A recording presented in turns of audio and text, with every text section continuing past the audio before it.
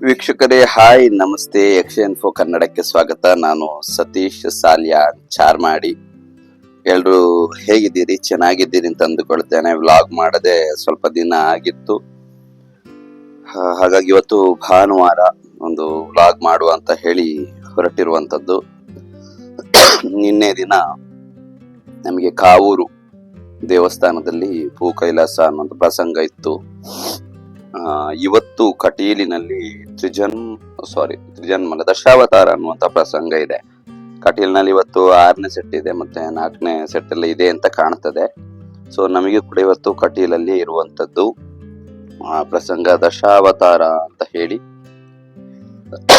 ಹೇಳಿದ್ದಾರೆ. ಸೊ ಹಾಗಾಗಿ ಇನ್ನು ಕೇವಲ ಒಂದು ವಾರ ಅಂದ್ರೆ ನಾಡಿದ್ದು ಇವತ್ತು 17 ತಾರೀಕು, ನಾಡಿದ್ದು 26ನೇ ತಾರೀಕಿಗೆ ಕಟೀಲು ಮೇಳದ ಏನು ಎಲ್ಲ ಸೇವೆಗಳು ನಾಡಿದ್ದು 26ನೇ ತಾರೀಕಿಗೆ ಕೊನೆಗೊಳ್ಳುವಂತದ್ದು. 26ನೇ ತಾರೀಕಿಗೆ ಕಟೀಲಿನಲ್ಲಿ 25ನೇ ತಾರೀಕಿನ ತನಕ ಹರಕೆ ಆಟವಾಗಿ ನಡೀತದೆ. 26ನೇ ತಾರೀಕಿಗೆ ಕಟೀಲಿನಲ್ಲಿ ಬಂದು ಅವತ್ತು ಬೆಳಿಗ್ಗಿನವರೆಗೆ ಯಕ್ಷಗಾನ ನಡೀತದೆ. 26 ಮೋಸ್ಟ್ಲಿ ಮಂಗಳವಾರ ಆಗ್ತದೆ ಅಂತ ಕಾಣ್ತದೆ.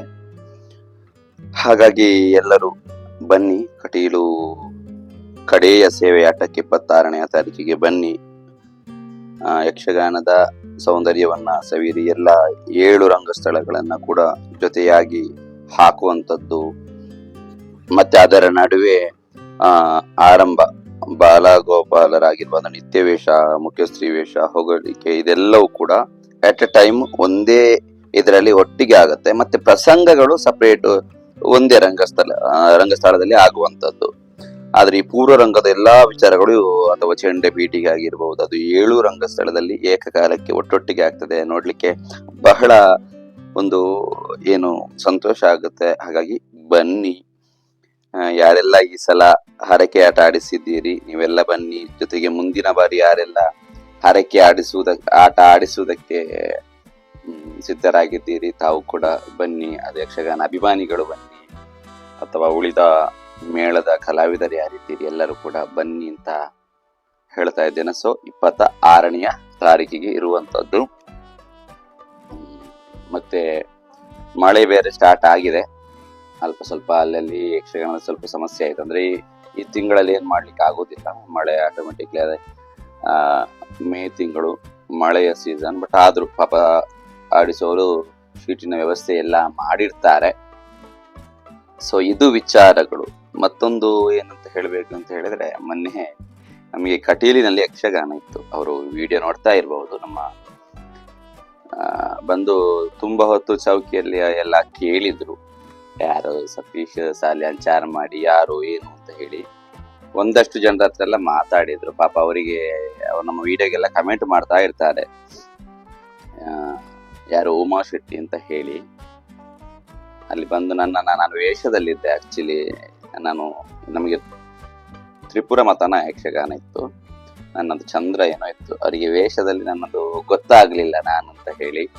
ಸೊ ನಾನು ಬೇರೆ ವೇಷದ ಇದರ ಸಿದ್ಧತೆಯಲ್ಲಿ ಆದ್ರೂ ಕೂಡ ಹೋಗಿ ಮಾತಾಡಿದ್ದೇನೆ. ಪಾಪ ಮಾತಾಡಿದ್ರು, ಅವರು ಸೆಕೆಂಡ್ ಎಲ್ಲ ಕೊಟ್ರು, ಮಾತಾಡಿದ್ರು. ಬಟ್ ಕರೆಕ್ಟ್ ಆಗಿ ಮಾತಾಡ್ಲಿಕ್ಕೆ ಆಗ್ಲಿಲ್ಲ. ನನ್ನದು ವೇಷ ರೆಡಿ ಆಗ್ಬೇಕಿತ್ತು. ಸೊ ಮಳೆ ಎಲ್ಲ ಬಂದಿತ್ತು. ಅಂದ್ರೆ ಬೀದಿಯಲ್ಲಿ ಆಗುವಂತ ಯಕ್ಷಗಾನ ಅಲ್ಲಿ ಒಳಗಡೆ ಹಾಲಲ್ಲಿ ಆದದ್ದು. ಹಾಗಿರುವಾಗ ಅವರಿಗೆ ಥ್ಯಾಂಕ್ ಯು. ನಮ್ಮನ್ನ ಗುರುತಿಸಿ ಬಂದು ನಿಮ್ಮ ಸಬ್ಸ್ಕ್ರೈಬರ್ ಅಂತೆಲ್ಲ ಹೇಳಿದ್ರು, ವಿಡಿಯೋ ನೋಡ್ತೇನೆ ಅಂತ ಹೇಳಿದ್ರು. ಬೇರೆ ನಮ್ಮ ಸೆಟ್ಟಿನ ಬೇರೆ ಕಲಾವಿದರ ಹತ್ರ, ಗುರುತೇಜ್ ಆಗಿರ್ಬೋದು ಅಥವಾ ಎಲ್ಲ ಮಾತಾಡಿದ್ರು ಎಲ್ಲರ ಹತ್ರ.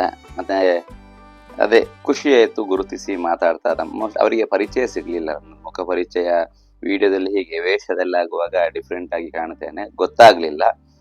ಸೊ ಅಲ್ಲಿ ಮಾತಾಡ್ಲಿಕ್ಕೆ ಆಗ್ಲಿಲ್ಲ ಸರಿಯಾಗಿ. ನಾನು ಅವರಿಗೆ ಮತ್ತೊಮ್ಮೆ ಧನ್ಯವಾದವನ್ನು ಹೇಳ್ತೇನೆ. ಯಾರು ಉಮಾ ಶೆಟ್ಟಿ ಅಂತ ಹೇಳಿದೀರಾ, ನೀವು ಬಂದು ಗುರುತಿಸಿ ಮಾತಾಡಿದಕ್ಕೆ. ನನ್ನಲ್ಲಿ ಮಾತಾಡಬೇಕು ಅಂತ ಹೇಳಿದ್ರೆ ನಾನು ವಿಡಿಯೋದಲ್ಲಿ ಕೆಳಗೆ ನಂಬರ್ ಹಾಕಿರ್ತೇನೆ, ನನಗೆ ಕಾಲ್ ಮಾಡಿ ಮಾತಾಡಿ. ಮತ್ತೆ ಅಲ್ಲಿ ಸರಿ ಮಾತಾಡದಿರುವುದಕ್ಕೆ ಸಾರಿ ಕೇಳುತ್ತೇನೆ. ಅಂದ್ರೆ ವೇಷದ ಗಡಿಬಿಡಿಯಲ್ಲಿರುವಾಗ ಮಾತಾಡ್ಲಿಕ್ಕೆ ಆಗುದಿಲ್ಲ.